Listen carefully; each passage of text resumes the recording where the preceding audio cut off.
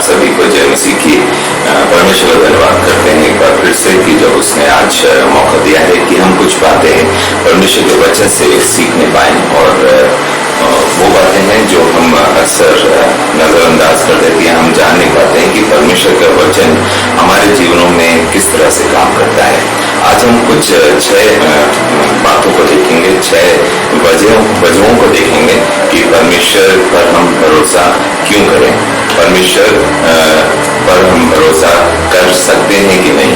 तो कुछ बातों हैं, जो 6 बातें हैं, उसको हम एक एक करके हम देखेंगे कि हम जब परमेश्वर हमें इस दुनिया में भेजा है, परमेश्वर हमें बनाया है रचा अपने हाथों से, तो उसने कुछ ना कुछ हर एक चीज का इंतजाम हमारे जीवनों के करा है। इसलिए हमें निराश या परेशान होने की जरूरत नहीं है। तो हम एक एक बातों को हम देखेंगे कि परमेश्वर पर हम भरोसा किस प्रकार कर सकते हैं। तो पहला हमें जो वचन मिलता है वो यशाया 43 उसका पहला अध्याय में लिखा है। यशाया 43 उसका पहला अध्याय में लिखा है, हे इज़राइल तेरा रचने वाला और हे याकूब तेरा सृजनहार यहोवा अब यूं कहता है, मत डर, क्योंकि मैंने तुझे छुड़ा लिया है, मैंने तुझे नाम लेकर बुलाया है, तू मेरा ही है। परमेश्वर का वचन पढ़ा गया, इस पर जानकर आशीष दे। यहाँ पर है कि परमेश्वर हमें और आपको नाम से पहचानता है। ऐसा नहीं है कि हमारा नाम फ्रेड है तो हमें परमेश्वर नहीं जानता है। परमेश्वर का वचन बताता है कि जब हम माँ के गर्भ में होते हैं, उससे पहले उसने हमारे लिए हमारी रचना करने से पहले, माँ के गर्भ में रचने से पहले ही उसने हमारे लिए हर एक चीज की योजना तैयार कर दी है, बना दी है। तो हमें किसी बात से डरने की या परेशान होने की आवश्यकता नहीं है। बस हमारा विश्वास जो है परमेश्वर पर मजबूत होना चाहिए। हमारा विश्वास को ही वो देखता है, हमारी शक्ल को नहीं देखता, हमारे दिल को देखता है कि हमारे दिल में क्या है। क्या हमारा दिल परमेश्वर से लगा है? क्या हम निरंतर जो भी काम करते हैं दिन भर में परमेश्वर को सौंप पाते हैं अपने आप को, हर एक काम को। हम प्रार्थनाएं तब करते हैं जब हम परीक्षाओं में होते हैं या परेशानियों में होते हैं, लेकिन परमेश्वर का वचन बताता है कि निरंतर प्रार्थना में लगे रहो ताकि तुम परीक्षाओं में ना पड़ो। तो हमें निरंतर प्रार्थना में लगना है और परमेश्वर से सहायता मदद मांगनी है। कितनी बड़ी है कितनी छोटी है परीक्षाएं या परेशानियां, वो मायने नहीं रखता है, लेकिन हम कितना परमेश्वर को अपने जीवनों में इम्पोर्टेंस देते हैं, अहमियत देते हैं, वो मायने रखता है। इसलिए परमेश्वर का वचन यहाँ पे बताता है, मत डर, क्योंकि मैंने तुझे छुड़ा लिया है, मैंने तुझे नाम लेकर बुलाया है। परमेश्वर ने हमें हर एक परेशानियों से छुड़ा लिया है, परीक्षाओं से छुड़ा लिया है, बचा लिया है, और मैंने तुझे नाम लेकर बुलाया है। परमेश्वर का वचन बताता है कि मैंने तुझे नाम लेकर बुलाया है। यहाँ पे इज़राइल के विषय में परमेश्वर का वचन बताता है कि इज़राइल उसकी चुनी हुई कौम है, उसकी प्रजा है।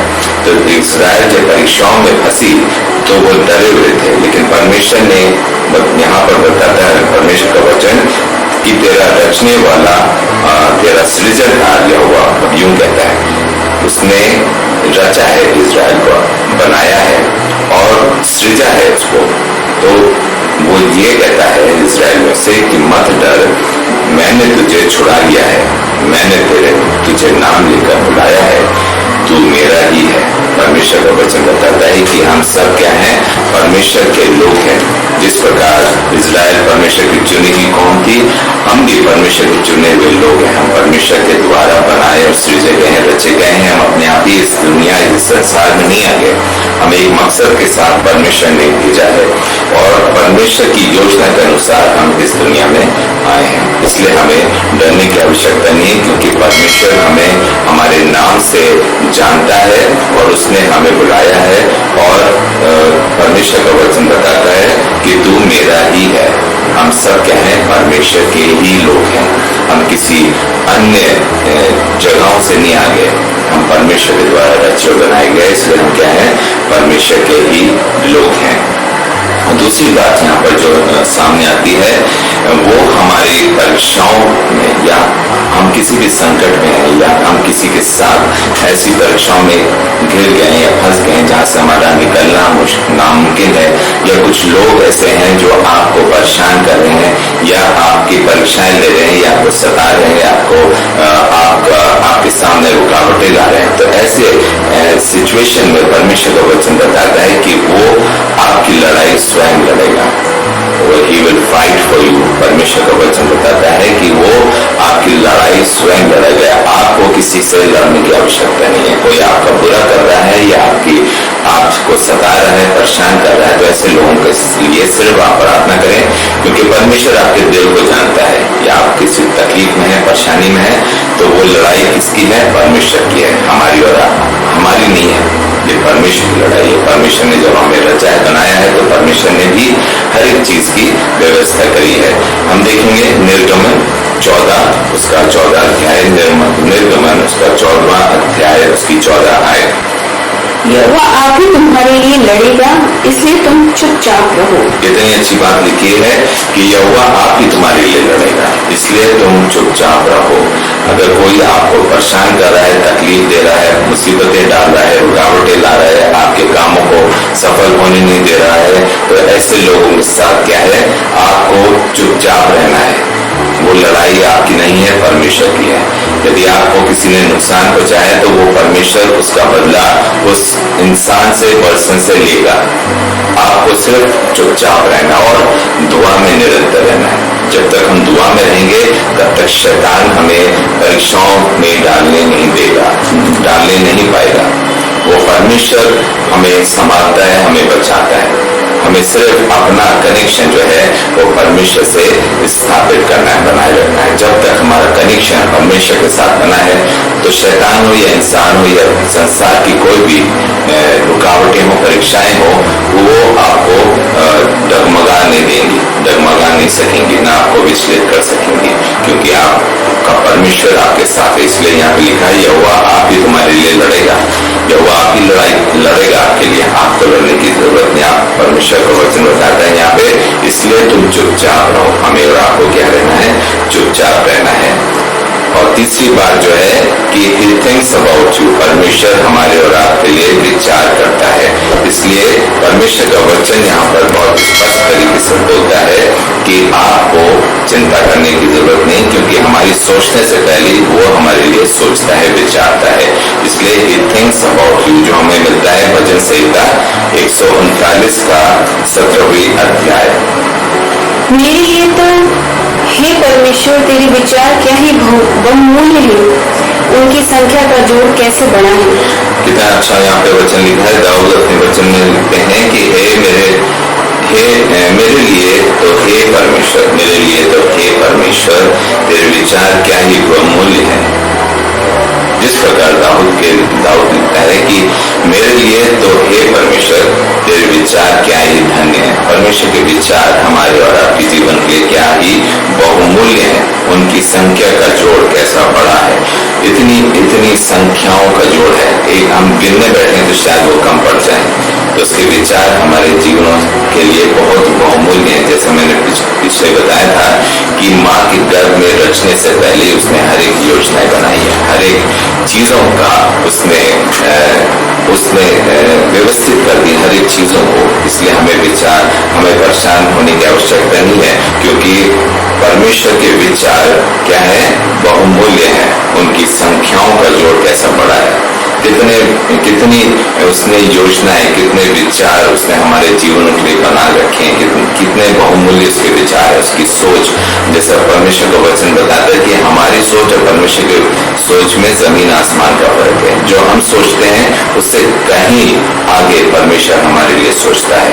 तो उसके विचार हमारे और आपके जीवन के लिए क्या है? बहुमूल्य है। इसलिए लिखा है he thinks about you, परमेश्वर आपके लिए विचार करता है।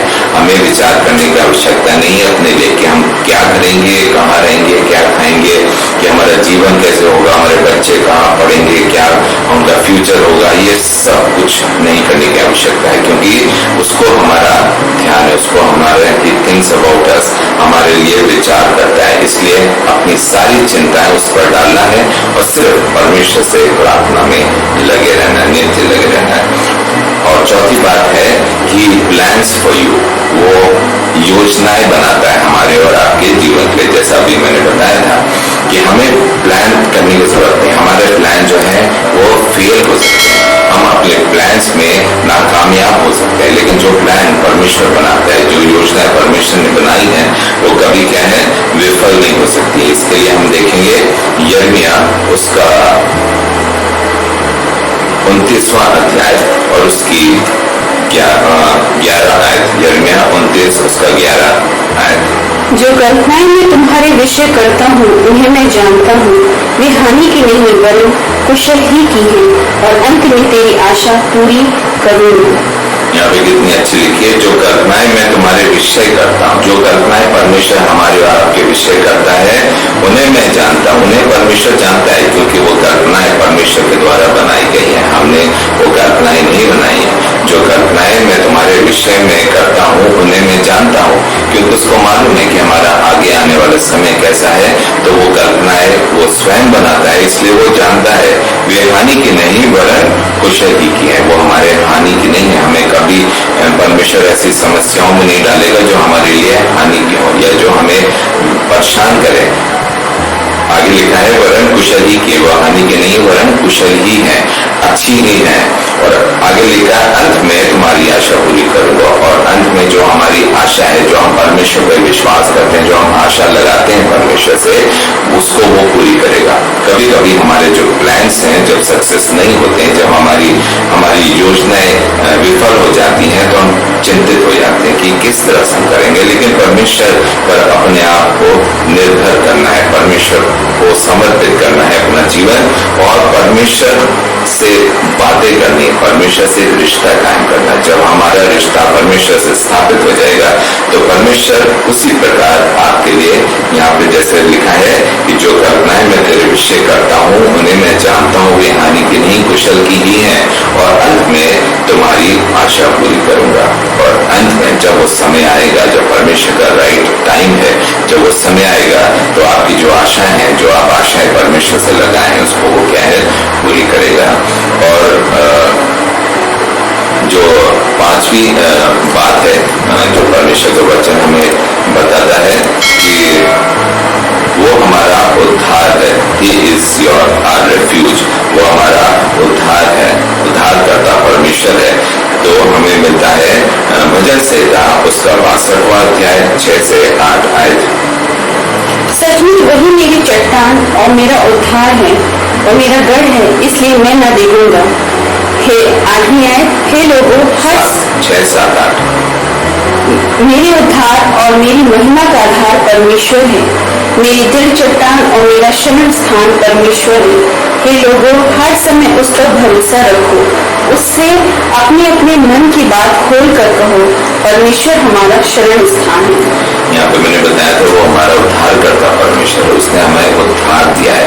इसलिए हर एक बात जो है वो परमेश्वर के अनुसार हमारे जीवनों में ही चलेगी, योजना उसकी रहेंगी, उसके प्लान्स हमारे जीवनों में कार्य करेंगे, और वो हमारे लिए लड़ेगा, और वो हमारा क्या है नाम लेकर हमें जानता है। और यहाँ पर लिखा है 6ठी आयत में, सचमुच वही मेरी चट्टान है और मेरा उद्धार है, वे मेरा गढ़ है, इसलिए मैं ना डिगूंगा। वही में आपकी चट्टान है, वही आपका गढ़ है, इसलिए आपको डिगने की जरूरत नहीं है। मेरे उद्धार और महिमा का आधार परमेश्वर है। हमारे उद्धार का और हमारी महिमा का आधार भी क्या है? परमेश्वर है। मेरी दृढ़ चट्टान और मेरा शरण स्थान परमेश्वर है। आपकी दृढ़ चट्टान और आपका शरण स्थान भी परमेश्वर है। ये लोगों हर समय उसका भरोसा रखो। हमें और आपको हर समय क्या है परमेश्वर का भरोसा रखना है, उससे अपने अपने मन की बातें खोल कर करनी है। हम बहुतों से अपनी बातें खोल कर करते हैं, लेकिन परमेश्वर के सामने हम थोड़े से डर जाते हैं। लेकिन परमेश्वर सबसे अच्छा हमारा दोस्त है, सबसे अच्छा हमारा सहायक और मददगार है। पवित्र आत्मा हमारे लिए परमेश्वर यीशु मसीह जब स्वर्ग में उठा लिए गए तो उन्होंने मुझे सिखा था मैं जाता हूँ, लेकिन तुम्हारे लिए एक सहायक छोड़ के जाऊंगा जो हमेशा तुम्हारे साथ रहेगा। तो सबसे क्लोज अगर कोई है हमारे लिए, हमारे और आपके लिए, वो पवित्र आत्मा एक सहायक के रूप में वो हमारे लिए आपके लिए छोड़ गया। इसलिए हमें अपने मन की बातें परमेश्वर के सामने खोल कर कहनी है। परमेश्वर हमारा क्या शरण स्थान है, वो हमारा शरण स्थान है, इसलिए हमें डिगने की आवश्यकता नहीं। वो हमारी दृढ़ चट्टान है, वो हमारा उद्धार करता परमेश्वर है। इसलिए क्या है, He is your refuge।